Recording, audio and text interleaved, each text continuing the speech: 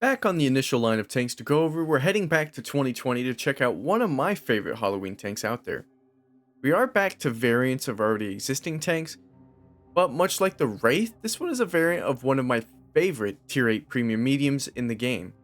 That's the British Bellerophon Centurion Mark V 1 RAAC. Another tank available to choose in this year's Monster Hunter op. We'll look at the gun first, which is completely identical to the regular 5.1's gun. It's a British 20 pounder, which I believe to be an 84mm. This is a unique caliber that the British have, and it means it doesn't hit as hard as 88 or 90mm with its 230 alpha damage. Its DPM should make up for that, but surprisingly the DPM is pretty average, with its 7.5 second reload for a base DPM value of only 1840. This isn't the worst 20 pounder British tank, as the FE4202P has an 8-second reload, but the Bellerophon matches that of the Huntsman, and is worse than the Tech Tree Centurion, and especially the Atomic Centurion with its 6.5 seconds reload and 2123 DPM. Even the Chieftain T95 has 2117 base DPM. I assure you though that this tank still performs above average despite the average DPM. The British 20 pounders don't lack in standard penetration though, being among the highest with 226 standard AP penetration and 1020 shell velocity. This is only beaten by a handful of tanks like the Draugen and AP AMX-30.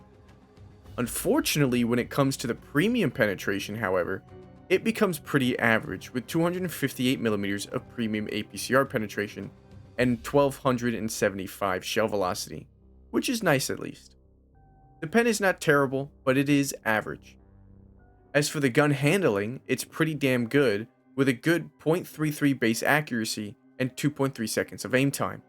That accuracy is above average. And as it is British, it should be expected to have that 10 degrees of gun depression. As with any tank with this much gun depression, I have to say, it's just amazing. It opens up many map positions to you, and as we'll get to in just a moment, the armor and speeds really take advantage of this gun depression. Although this gun may have some average stats, and is even beat by other 20 pounder Centurions, this tank does have something those tanks don't, and I'll do my best to articulate why the 5.1 and thus this Bellerophon are my favorites of the British 20 pounder Centurions.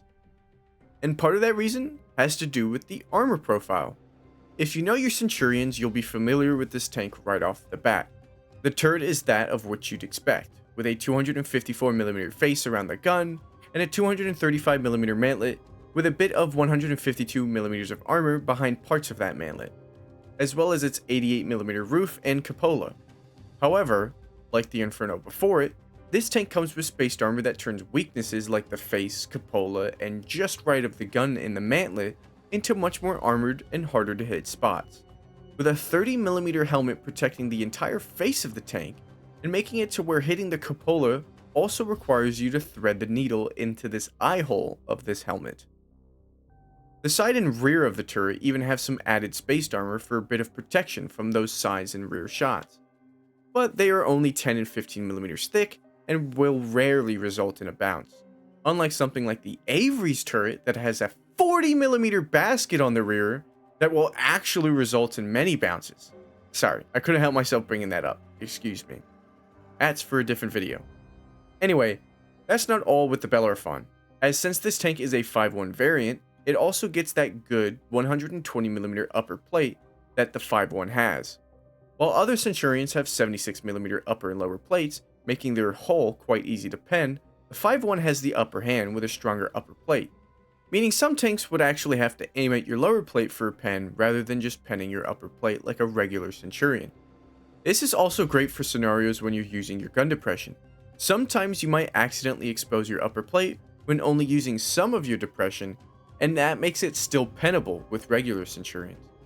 But this tank just allows for more leniency on your part when that kind of situation happens, with a stronger upper plate for less likely penetrations. If you choose to side scrape, there is some added spaced armor here too. There is this gauntlet type piece above the front sprocket that gives you spaced armor for your upper side hull, while the lower side is protected by the tracks.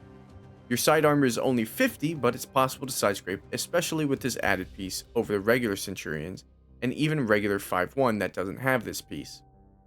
There is also a side skirt added to the rear side that's an additional 20mm on top of the 20mm tracks for the back lower side for added protection as well. I love the Centurion 5.1 because of its upper plate, and the Bellerophon here takes the idea of a better armored Centurion and adds to it with great spaced armor that makes it a hold down beast. And its speed helps it to be that beast too. This tank goes a respectable 50 kilometers an hour forward, and the mobility here is where it takes a hit in comparison to its regular counterpart, obviously since that added spaced armor adds some weight to it. But the differences are minor like the Inferno's was, not major like the Wraith's was. With its 950 horsepower engine, the Bellerophon has a power to weight ratio of 18.22, while the regular 5.1 has 18.63. Not that big of a difference, right? And the traverse speeds only differ by 2 for both the turret and tracks, with 34 and 30 degrees per second. Even the terrain resistances stay the same, so the mobility between the two are virtually the same, with the Bellerophon having the better armor. And the spotting capabilities of this tank are pretty close too between the two, with both of the tanks have an amazing 400 meters base view range. This is the highest for tier 8 mediums, only being matched with few other tanks. However, the camo of the Bellerophon is actually around 10 meters worse than the regular 5.1. This is a much bigger difference than you'd expect after coming from the Inferno, where they only had a 2 meter difference. And with this tank having 400 meters view range, unlike the Inferno's 380 meters, a camo difference of 10 meters is a way more significant figure here in my opinion. This makes the 5.1 the better tank in staying concealed and sneaky. Not that non-Huntsman Centurions are very sneaky to begin with, but regardless. Overall, the Bellerophon is a great tank and turns the best armored Centurion into an even better one. But where the Wraith differs enough from the Mutts to the point where owning both is nice, and the Inferno is just better than the Chimera to the point where it's better to just own the Inferno, the decision here is slightly hard to tell. The differences are like that of the Inferno in terms of being small, but I'd say this tank pairing is like that of the Wraith and Mutts pairing despite the small differences. I like that I own both tanks, but I actually prefer the regular Centurion 5.1. And I think it's because I noticed the turn speed differences a little bit and camo more so in this pairing than the Inferno pairing. But like all of these pairings we've gone over, there's of course the fact that the Bellerophon can participate in an annual event mode where the regular 5.1 cannot. And when this tank awakens in that mode, it gets a decently fun ability to go with it. It has spear ammo with 3 types of spears. There's the Impaler, which just does regular damage like regular rounds. Then there's the Forced Push Spear, that hits the enemy and pushes them away while doing damage. This is helpful to push tanks away from you like the Asterions, Arachnids, and Infernos. Those tanks get very dangerous when they get close by, so pushing them away is very helpful. Then there's the Skewer Pull Spear that pulls tanks towards you. This round is really useless by yourself as there's no real reason to pull tanks towards you in my opinion. You have no advantage in doing so unless you're pulling a reloading Lycan towards you to keep them in the fight, or pulling a dragon away from the teleporters on the map to prevent it from healing. But where this round is made great is in a platoon. You can pull enemy tanks into your Dread Dozer teammates, or like we mentioned with the Inferno review, into your Infernos when they're on their life that takes no ram damage. It's quite a fun dynamic to pull off, and can even mess with jumping tanks like the Arachnid and Bangula, although it's potentially dangerous to do so. So its Awaken ability is quite fun and interesting, and really shines with a platoon. But is it worth picking up in a Monster Hunter op? It's hard to say, honestly, because it's on par with the Wraith in standard play for me as a very enjoyable tank.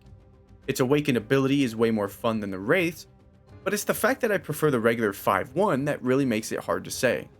Having both the 5.1 and the Bellerophon though is nice, unlike having both the Chimera and Inferno, where the Inferno is the obvious tank to play between those two.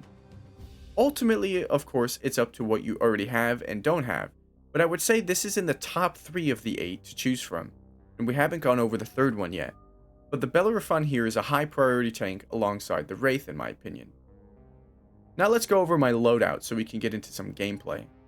With 400 meters base view range, you know I'm going with optics, as well as a rammer and vents for the best reload possible. Consumables wise, the usual premium repair kit, food rations, and standard medkit. My commander is my usual medium tank setup, with 6th sense, rapid loading, steady aim, camo expertise, situational awareness, born leader, silent driving, snapshot, and run and gun. And we actually have 2 games for you here today, just like we did with the Night Stalker. And the first one here is on Sand River. Now, much like the Hull and Hound, where that was my first game in my play sessions to get gameplays for these reviews, this one is my first one, and it just wasn't enough, but it was enough to still share. And you'll see what I mean by that. And the only reason there's even a second game is kind of because I'm a little bit of a perfectionist, I suppose, and I wanted to get another one for you. And you'll see exactly what I mean when we get there. But since we're on Sand River, we can make use of our gun depression quite well on this map by going bottom left and sitting in a specific position that lets us shoot down the K line with maximum gun depression. You can even use this spot with like 8 degrees and whatnot, but to less effect. Now, you can see we have one medium tank going down the A line. Now, the A line is always... it's just something I always avoid because of how difficult it is to really defend and how going up into A7, A8, you always get shot in the side, yada yada. So, we like to come down here, especially with tanks with gun depression. If we were heavies, we'd go where some of our heavies are in the valley, but you can see we have many of our heavies not in the valley, but that's fine. You're going to quickly see here that because of our heavies not being in the valley, we really don't have that much map control. The northern part of the map, where the, I believe, dueling dunes are called, that's entirely the enemies right now. And so we have to fight for this southern part in order to get a 50-50 map split. And it's going to take us a while to do so. Meanwhile, they already have the north. It's theirs, right? It's just a matter of how long it takes for them to realize they have it and how long it takes for them to gather a rushing push to go towards our cap circle. But we're just going to farm as much as we can. We have bounced a bit of damage, or ourselves, like we've bounced, which is unfortunate, but despite this tank not having, you know, atomic Centurion levels of DPM, like I said in the review portion, it still performed. It's still a great gun. It's accurate, where the Centurion, atomic Centurion's actually a 0.35 instead of a 0.33. It's got good pen. It's just reliable, right? It's a good firing gun. And we're gonna just sit here and utilize it to the best of our ability without being spotted despite having less camo, but that's just because nothing's really over here. And then the moment I say that, of course, we get spotted. But it's fine, because we get block damage. 280 block damage from that guy. We have armor to utilize if we do get spotted. We're playing at distance enough where we don't have to worry about getting spotted. But soon, that enemy team's finally going to make their push into our cap circle. And now you can see that our cap circle's wide open. Which means that I do have to push away from this spot. I have to get more towards the center of the map to be able to see them. We do hit that shot. I'm sorry, I went a little quiet there, seeing if we were going to hit that because I was a little suspenseful. And now that he's tracked, he's dead. Whether he's dead to us, he is. 3,000 damage. It's 10 to 10. We have plenty of more damage to do. And how are we going to do it? Well, we're going to defend the cap circle, right? But you can see my team isn't turning around.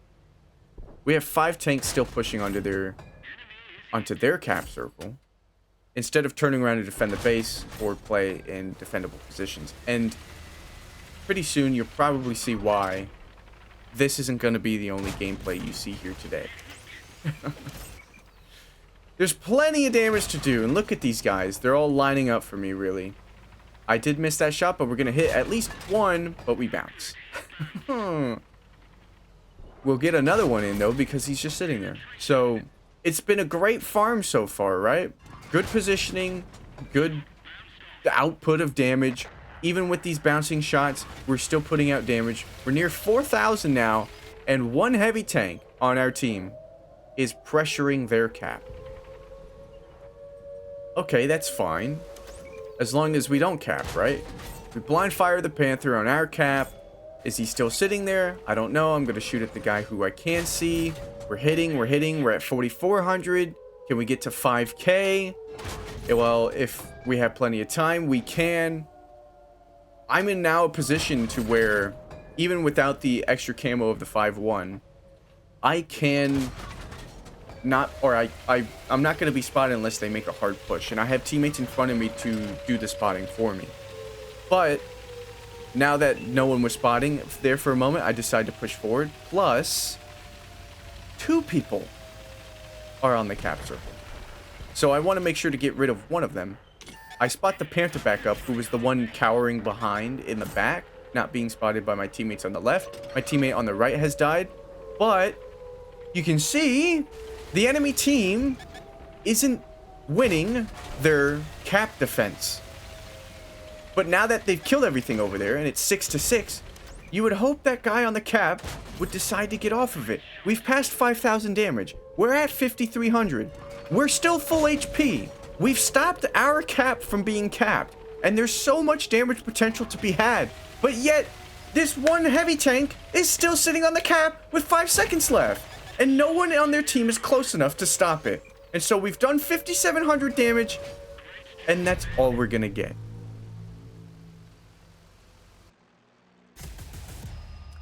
I am definitely still peeved off by this result because we could have had 6K. We could have maybe even pushed to 7K with how much HP was still on the board. We didn't break an ace tanker because we didn't break 1900 base XP. And it was all because one dude enjoys sitting in a circle to end the game early rather than actually playing.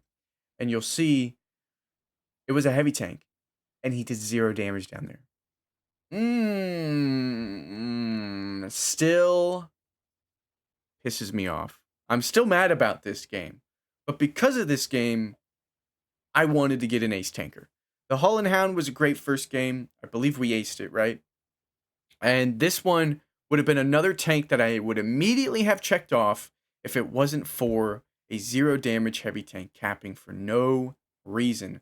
We had the perfect setup. We were in the perfect position. We had 0 damage taken. We were golden.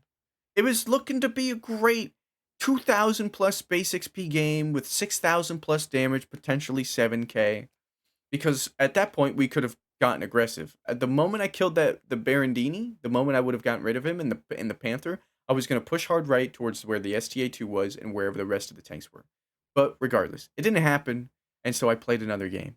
And this is pretty close to that game. I'm pretty sure it was the same day. We'll see on the results screen, but it didn't take too long to get the ace tanker that I wanted, right? And so this one's, spoiler, this one's an ace tanker. We're not top tier this time, and we're on Resina, another map that I can utilize my gun depression on. So we're gonna go right here. And immediately, you see we have a Panzerjäger. Let's go. Those tanks are surprisingly not everywhere. I guess it's, what is it? Only like, we just got into week 4. So maybe people aren't getting them. The Panzerjäger is pretty OP. But anyway. There's no light tanks on this map, except for 1 per team. And where is he going?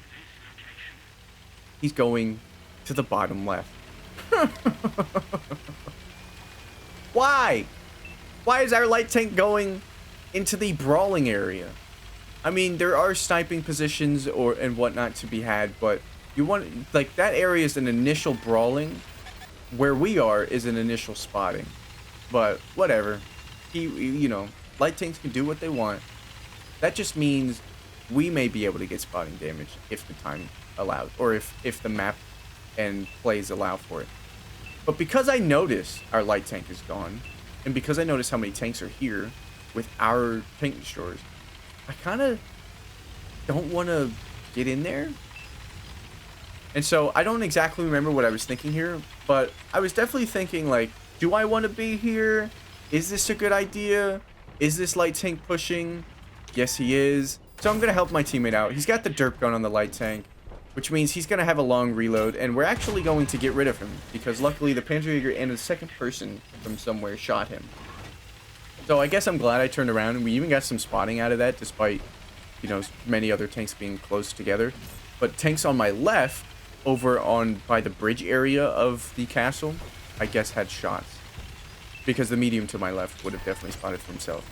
Now, we do another bit of a cleanup shot with this Leopard PTA, and now I do remember what I was thinking, where I was going to leave, because it was going to be a stalemate of their tanks just sitting there, no light tank to spot behind them for us to get rid of their tank destroyers before we make the push around the corner. But the enemy team decided to be dumb, and 2 tier 9s threw their lives away for 1 Panzerjäger, and I'm pretty sure... I can't tell if the Panzerjäger died or if he's the one to the right, but I'm being pinged now by... Okay, it's not the Panzerjäger. I'm being pinged to be told to come and help this guy. So you know what? I guess we will. There's no more shots on the left, so let's go and help this guy. There's someone far in the back, and we do spot him. 400 meters V range coming in very handy there. We do get the Panther before he gets around the corner. We even track him, but our guy's got a long reload that we've come to help. Panzerjäger, he's got great pen. He's going to go through me. It doesn't matter. Don't have the DPM to keep up with him either. So I'm really relying on my armor, my use of this rock, and my HP to not die to this Panzerjäger. Now I've got the upper hand. Now he's moving as well, trying to get a shot on me, but he shoots my teammate instead. I leave him on 1 HP, and the T-30 wastes this round on him. The Panther, I guess now, is going to die next, right? AMX-30 is going in. It's 13-6. And our light tank, surprisingly, is still alive. Of course, the result doesn't excuse the initial mentality, right? The result of him living and us winning doesn't excuse the fact that he took a light tank in a position I would never recommend first. But whatever, right? Whatever. Moan to moan cone, whatever. Their team was just, I suppose, aggressive in a negative way for them. We hit that guy twice on the move. He does hit us, though, with 1 shell, thankfully. He was a G-Sword. He could have clipped us out. It was a dangerous play for me to do that, but someone's got a spot since our light tank's on the other side of the map, so I'm going hard out here. And it's 13-4. But we have 4 kills and 3,500 damage. We've got a bit of assisted damage. And can we get any more damage to make this an impressive ace?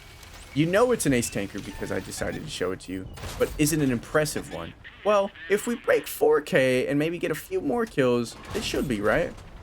Now, you can see the DPM is keeping up, right? But just not quick enough. If we were an Atomic Centurion, I believe we would have gotten that kill.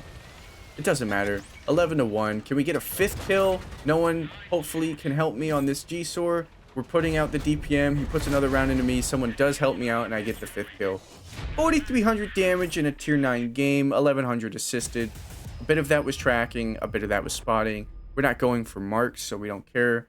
And this one was above 2,000 base XP. Was it less impressive? I mean, sure. But it was an ace tanker, and so that's what I wanted. I wanted to play another game and get you an ace tanker, and there it is. Are you happy? You're happy? Good. Thank you. All right, cool. Bellerophon is a great tank. 5-1 is an also amazing tank. Again, I just prefer the 5-1, and I can't really like explain it because the camo, yes, it's 10 meters difference. The speed, very like negligible. This thing has spaced armor. Why would I not prefer it? I just love the 5-1. It just does feel that bit more mobile and that bit more stealthy. And without the spaced armor turret, you still have a great turret. It's still a Centurion turret. Anyway, I could go on and on and on, but that's it for today's video. Thank you for watching. I'll see you in the next one. Take care.